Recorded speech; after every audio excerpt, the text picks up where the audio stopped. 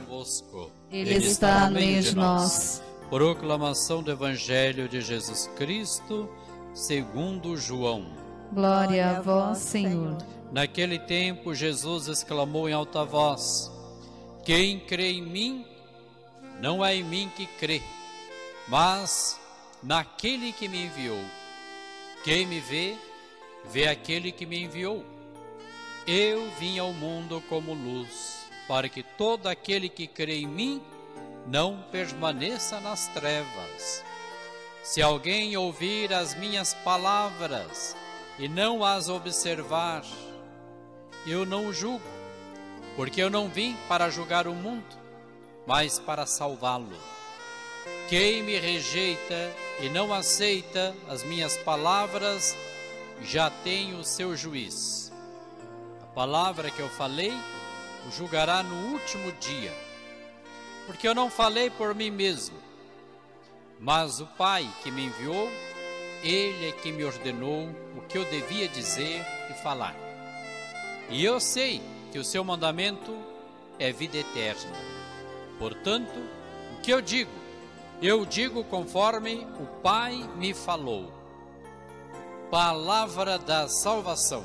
Glória a vós, Senhor. Queridos irmãos, queridas irmãs, esta noite eu gostaria de refletir brevemente um pouquinho o conteúdo da primeira leitura que nós acolhemos nesta noite, que é do Atos dos Apóstolos, capítulo 12, dos versículos de 24 ao capítulo 13, versículo 5. Só para o vosso conhecimento, a gente pode dividir o livro do Atos dos Apóstolos em duas partes. A primeira parte, daquilo que foi lido até o dia de ontem, fala sobre o período de perseguição das comunidades cristãs lá no início. A segunda parte, que começamos com esse texto do Atos dos Apóstolos, fala do trabalho missionário da igreja fora de Jerusalém. Ontem nós percebemos que já estava Antioquia, o local aonde então eles haviam justamente sido chamados pela primeira vez de cristãos. E o texto que começa a partir de hoje, nós observamos ali já no versículo 24, esta informação. Naqueles dias, a palavra do Senhor crescia e se espalhava cada vez mais. Depois nós temos aqui a presença Barnabé e Saulo, e nós já temos ali também algumas referências de alguns locais, e ali diz Seleucia, Chipre, Salamina, e assim por demais.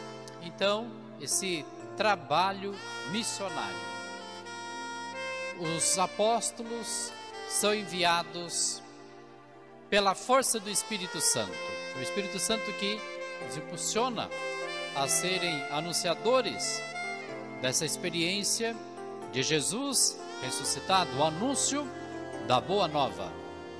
E os apóstolos, sempre que iam para uma atividade missionária, primeiro eles se colocavam em oração e suplicavam o Espírito Santo para que os iluminasse, para que conduzisse toda a obra, para que o Espírito Santo pudesse realmente utilizá-los, usá-los, para que esta obra de evangelização pudesse ser então produtiva, pudesse então ter os seus frutos.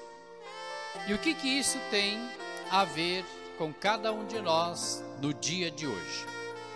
Aproveitando este bonito testemunho do trabalho missionário dos apóstolos, que se colocavam em oração e que pediam sempre a luz do Espírito Santo, também fica este grande ensinamento para a nossa vida.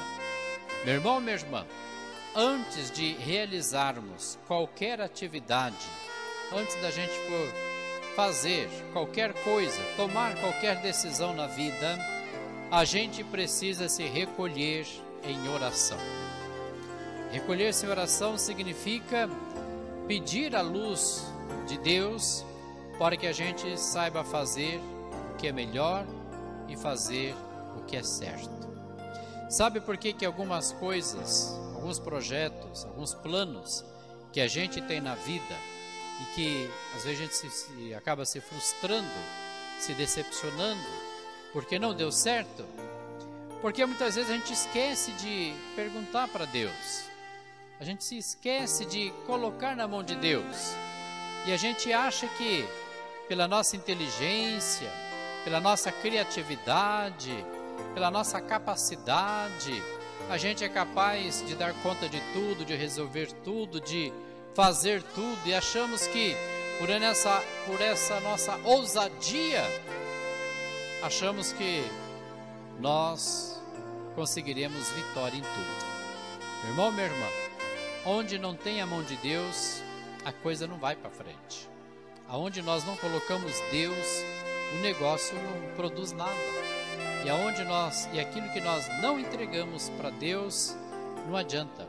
É como jogar uma semente numa terra seca, não vai ter fruto. O próprio Jesus, do Evangelho de São João, no capítulo 15, ele já havia dito: sem mim vós nada podeis fazer. Daí então você pode entender a necessidade e a importância da gente se colocar em oração. Vai trabalhar? Se coloca em oração antes.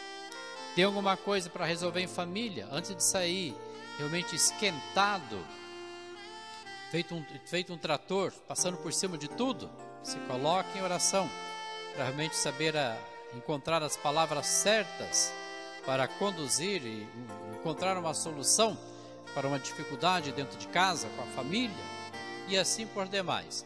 Oração.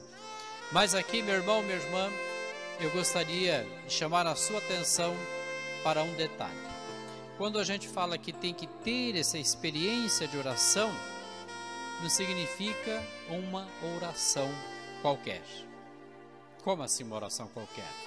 Aquela oração mecânica, aquela oração que virou uma certa rotina na nossa vida, aquilo que muitas vezes a gente faz quase que por obrigação, meio na marra.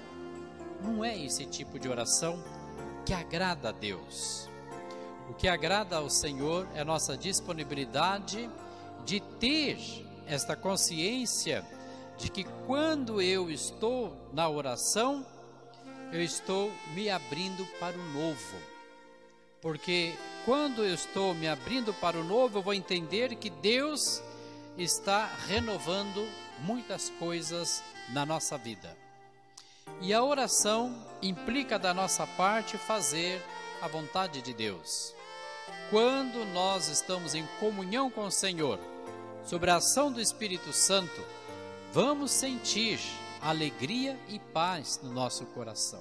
Essa é a primeira indicação de que estamos no caminho certo. Às vezes algumas pessoas dizem assim: eu converso com Deus, eu falo com Deus, mas não vejo nenhuma resposta. A resposta está dentro de nós. O primeiro sinal está aqui, aquela paz e aquela alegria no nosso coração. Só que aqui nós precisamos ter obediência, porque não adianta a gente conversar com Deus, entender o que Deus está falando com a gente, o que Deus está propondo para nós, o que Deus está pedindo para nós, e depois a gente sair para a vida e fazer tudo diferente, pegar outro caminho, fazer tudo o contrário, não vai resolver nada. Então, a gente precisa na oração, além da gente se abrir ao novo e acolher aquilo que é novo que Deus está colocando no nosso caminho, a gente precisa ter obediência. Isso é fazer a vontade do Pai. Queridos irmãos, queridas irmãs, a exemplo então das primeiras comunidades cristãs, de modo especial, centralizado na pessoa dos apóstolos, vamos viver então esta realidade na nossa caminhada cristã. Quem realmente dedica um tempo para a vida de oração, ganha tempo na sua vida. Quem não dedica, um momento de oração, perde tempo na sua vida. E tem um outro detalhe muito importante. Quem se ajoelha na oração vai permanecer-se sempre de pé na hora dos problemas e das dificuldades. Fica aqui o convite para você. Não desista de rezar. Antes de fazer qualquer coisa, coloque-se sempre na presença de Deus. Faça essa experiência e você então poderá ver com os próprios olhos a diferença que isso pode fazer e trazer para a sua vida. Louvado seja nosso Senhor Jesus Cristo. Para sempre lhe seja louvado.